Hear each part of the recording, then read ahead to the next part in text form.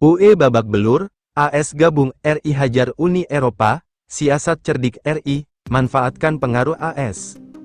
Sebagai rancangan regulasi yang dibentuk Uni Eropa, dengan sasaran untuk mengenakan kewajiban uji tuntas terhadap sejumlah komoditas perkebunan dan kehutanan, EU Deforestation Free Regulation, EUDR, dinilai menjadi salah satu tantangan yang dapat merugikan komoditas perkebunan dan kehutanan di Indonesia, salah satunya kelapa sawit, serta mengecilkan berbagai upaya dan komitmen Indonesia dalam menyelesaikan permasalahan yang menyangkut isu perubahan iklim, hingga perlindungan biodiversity sesuai dengan kesepakatan, perjanjian, dan konvensi multilateral.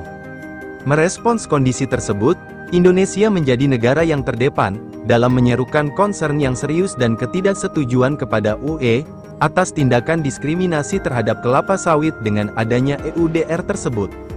Selain itu, Indonesia bersama dengan Malaysia dan Uni Eropa juga telah sepakat untuk membentuk gugus tugas ad hoc Joint Task Force on EUDR guna mengatasi berbagai hal terkait dengan pelaksanaan EUDR yang dihadapi Indonesia dan Malaysia. Gugus tugas tersebut juga dibentuk untuk mengidentifikasi solusi dan penyelesaian yang terbaik terkait implementasi EUDR.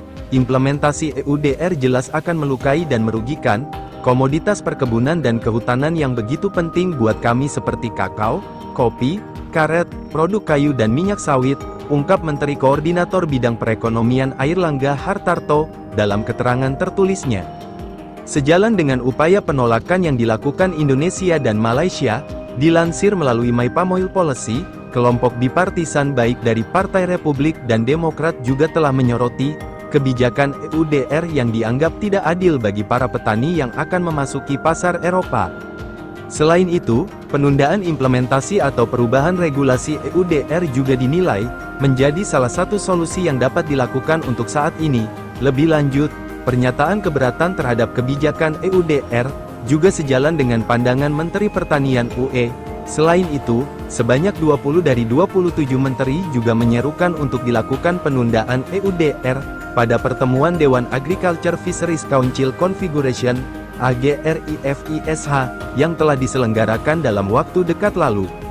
Amerika bipartisan menentang EUDR, jadi EUDR yang diinisiasi oleh Indonesia di kunjungan bersama antara Menko Perekonomian dan PM Malaysia, itu terus mendapatkan dukungan dari like-minded countries. Beberapa waktu lalu baik Republikan maupun Demokrat juga mempertanyakan EUDR. Jadi like-minded countries terinspirasi apa yang dilakukan Indonesia dan Malaysia, imbuhnya. Selain itu, kebijakan EUDR yang juga telah mendapat sorotan dari New York Times dan Financial Times tersebut juga dinilai akan memberikan dampak berupa potensi masalah pada rantai pasokan yang berkelanjutan, harga, dan pilihan konsumen, hingga dampak bagi petani dan negara pengekspor.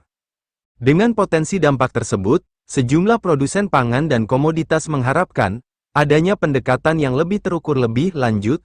Asosiasi Pertanian yang terkemuka di Uni Eropa, Copa Cogeca, juga telah menyampaikan saran penundaan implementasi kebijakan EUDR karena tidak memungkinkan untuk dilaksanakan karena waktu penyiapan kerangka kerja yang lebih memadai tidak dapat diselesaikan hingga batas waktu implementasi kebijakan EUDR tersebut. Selain sorotan dan kritik yang disampaikan Amerika Serikat dan Asosiasi Pertanian Eropa terhadap kebijakan EUDR tersebut, gelombang kekhawatiran juga diutarakan oleh berbagai negara-negara, seperti India dan Brasil serta sejumlah negara lainnya yang menyampaikan perhatian yang sangat serius mengenai tuntutan dari implementasi kebijakan EUDR tersebut.